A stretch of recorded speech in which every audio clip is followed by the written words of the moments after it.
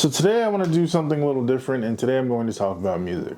And by the way, my name is Grady, the content creator, YouTube video maker, and welcome back to my channel. But like I said, today I want to talk about music. Specifically, I want to talk about cultural impact versus what your favorite artists are doing right now. So I've been having this conversation with my little brother about the whole Drake situation. Not an argument. I had a creative discussion with my dad and my little brother while I was at a restaurant for the first time, trying this new menu, trying this viral TikTok restaurant or whatever.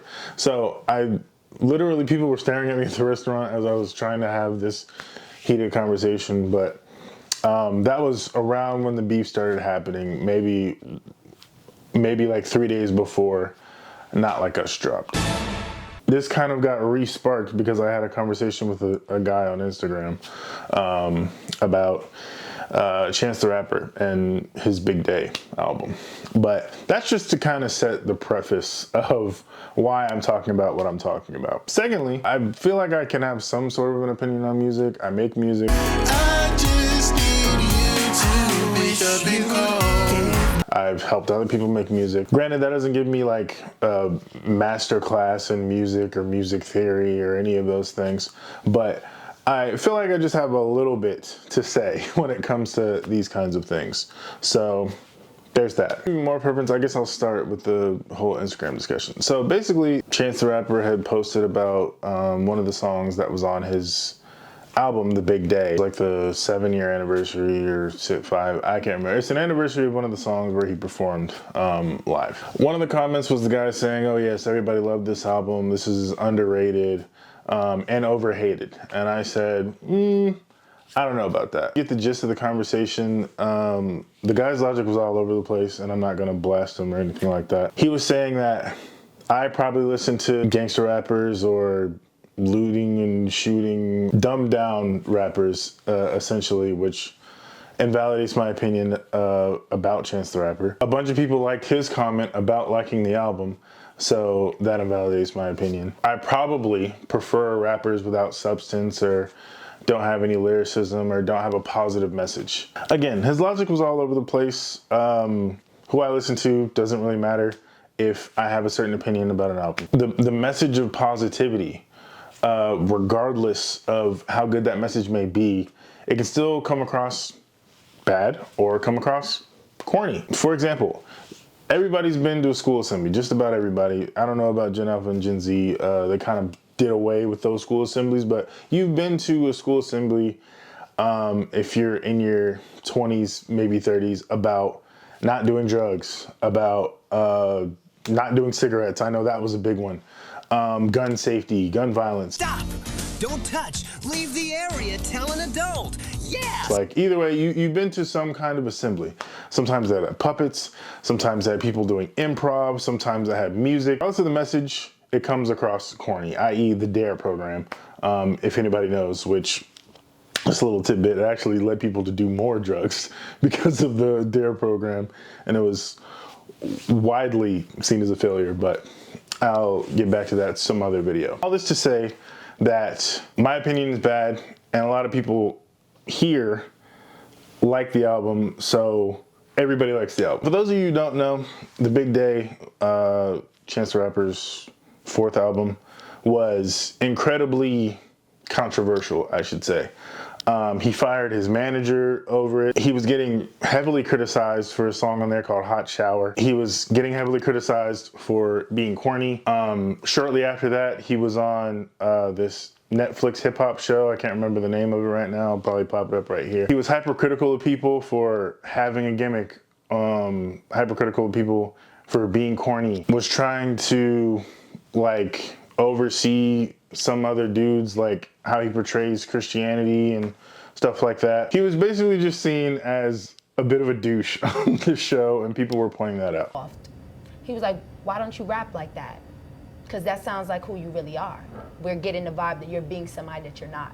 But I felt like with artistry, you can't tell me who to be with artistry. Right. You know, no, not trying to be offensive, no shade at all. No. But as an artist, my rap is who I am. Yeah. If I want to be a bitch and rap like this because this is how I talk and this is how I rap, I should be able to do that because I'm an artist. If I want to rap slow and, you know, do my little, I'm an artist. You can't define an artist and tell an artist you need to be soft because that's how you talk. But all that to say, the album The Big Day was kind of not seen as a good body of work. He had a bunch of features on there like Shawn Mendes and In Vogue and whoever was on Hot Shower. The theme of the album was kind of all over the place. It didn't seem like a cohesive body of work. It just seemed like it was just sporadic thoughts and moments and half-baked ideas, in my opinion. Whereas his other albums like 10 Day, especially The Coloring Book,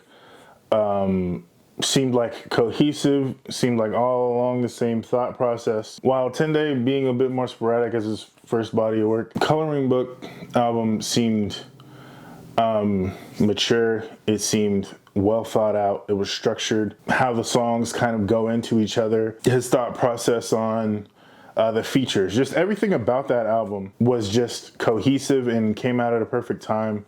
It just seemed master crafted, honestly, where he got recognition from Beyonce, he got recognition from Kanye and Jay-Z, and he was getting features all over the place. Like, he seemed to have found his stride with The Coloring Book, and The Big Day seemed like a big step back. And I even commented with this guy when I was having this discussion that Starline, his most recent album, even when it comes to the artwork, how he put it out, it seemed more like a return to form with The Coloring Book and with Acid Rap, his second album, following that kind of line of cohesiveness, thought process. Fairly good album. In my opinion, there was a bit more like, it was a bit more somber, a bit more subdued. By that same token, it sounds like he matured a little. Like, he took a step back. He's like, all right, that last album, I took my L. I made mistakes. Me being an adult, how I managed myself, how I carried myself, how I portrayed myself. Taking my L's, taking my lesson from everything that I learned from that time, and I'm applying it to now. And these are some of the things that I still care about, I'm still going to speak about. And like I said, it was a return to form to a Chance the Rapper that was beloved. I think it is a very well crafted and well thought out album. Sonically, from the artwork to the features, it just felt well crafted. And at the end of the argument or the discussion, the back and forth with the guy who I was having on Instagram, people are on my side here, so I'm right. So I kind of just left that conversation. I was just like, hey, you're kind of jumping all over the place with your logic. I was trying to have a real conversation, but you have a good one. And sometimes that's what you just have to do on the internet. You think you're talking to somebody who is of a certain caliber, but they end up not being so, and that's fine. You just gotta, again, take your L's and move on. With that conversation, I want to jump into my thoughts and feelings on Drake and the conversations I've been having with my brother. I think it's very apparent that Drake lost the beef with Kendrick Lamar. Put out 2 songs, one of which heavily featuring AI Tupac and AI Snoop Dogg. Weird move, weird choice. Kendrick responding with Euphoria, then Drake coming out with Family Matters, and Kendrick 20 minutes later responding with Meet the Grams, then kind of a week of nothing, and then him dropping Not Like Us on, and with the all-white party, like he's wearing all white in the video. It was just amazing. Amazing time to be alive. And then Drake dropped The Heart Part 6, which he just felt defeated. Got some facts wrong. At one point he said that you're clowns, he's a clown for believing stuff, and then he's saying, we actually fed you this information. Like it was just all over the place. It just sounded like a defeated man. You can say whatever you want now, I'm probably not gonna respond, which again, just a defeatist attitude. But overall, I think it's fairly unanimous that Drake lost the whole beef. Just a quick rundown of that. But with his 3-peat album that he just put out, Habdidi, Maid of Honor, and Iceman, a lot of people who are fans of him are saying he did it because he wanted to be dropped from the label after suing his label after claiming that Kendrick Lamar had bought his streams. And my question is, how did you know he was botting the streams if your streams weren't bought as well? How did you come about this information? And how did either one of them come about the information during the beef? I won't know. That's between them and their parties. So again, with the 3 albums put out, I listened to all of them. It was, I'm gonna be honest, that album was awful. The beat switched like 9 times, sometimes to no avail. he's Jamaican, he's back to Canadian, he's American gangster, he's all of these things. And then Sexy Red was on the album, the same thing that Kendrick Lamar roasted you for, feeling the way that you do about Sexy Red and how you it was just overall, Maid of Honor is probably the worst of the three. Had DT, or however you say it, I'm not exactly sure how to say it. That album, it was okay. It was a lot more subdued. It was back to, the heartbreak Drake days of, I have girls, they do this, she's for the team, she's not for me. Very atypical of like mixtapes and stuff that he would put out. In my opinion, it's more like, it's like a discount Marvin's Room, but an entire album worth of it. And it's not to say that there's terrible songs on there or they're all terrible, but it's kind of just mid to nothing to me. It was just kind of like out there. Kind of like background music at a kickback while people are still getting to know each other before, the DJ shows up, or like, all right, everybody's here, let's start to actually have fun. Kind of what Habdidi was to me. Iceman, I had high hopes. The first song, when he was talking about he's fighting AIDS, his dad has cancer, which his dad came out and said that he didn't have cancer, or he wasn't in remission or anything like that. So I don't know. He was just in this big beef and he's still having trouble with women and the whole thing, but he's just like, I'm getting older. I need to mature. I need to find who I am and give myself time. I need to give myself time to grow beyond like Drake and the idea of Drake. And I'm like, okay, cool. This is going to be a really hopeful album. And I'm just like, this is going to be him like reflecting, thinking about everything that's happened over the past 2 years since the beef happened. We're going to get like a more mature sound of like, or like a step forward into what Drake is going to sound like through his music as he gets older or continues to progress. Unfortunately, right after that, he goes back to the same non-substantial BS that he was talking before. He was on a West Coast beat trying to say that he can do it better than Kendrick Lamar. It was kind of like a slamming your stuff on the table, like, oh, I can rap. West Coast rapping is easy, I can do it. And it just felt half-cocked. Like the first half of the song was great.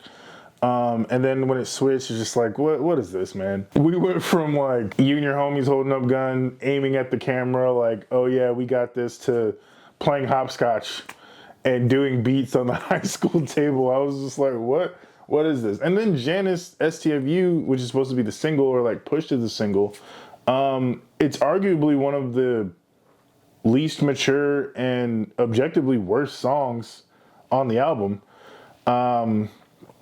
And I was just confused as to, I had to ask myself, I like stopped listening at that point and came back to it later. I was just like, what's going on? Like, who is this for? And the rest of the album, it was again like, I'm this and I'm that. And he actually said, it's the Iceman, no more Mr. Nice Man, or Ice Guy, no more Mr. Nice Guy. One of those two things, and I was like, it's bad. Go from asking for some tickets, now you niggas trying to stop the show.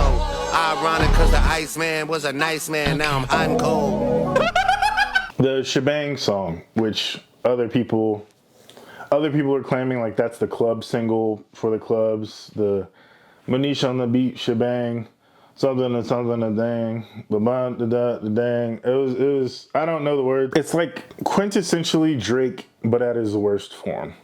Unfortunately. Shebang, all of my ops, they dead. Manish on the beat, shebang. All of my ops, they're dead. Why do they gas me up? Where does it go? My head?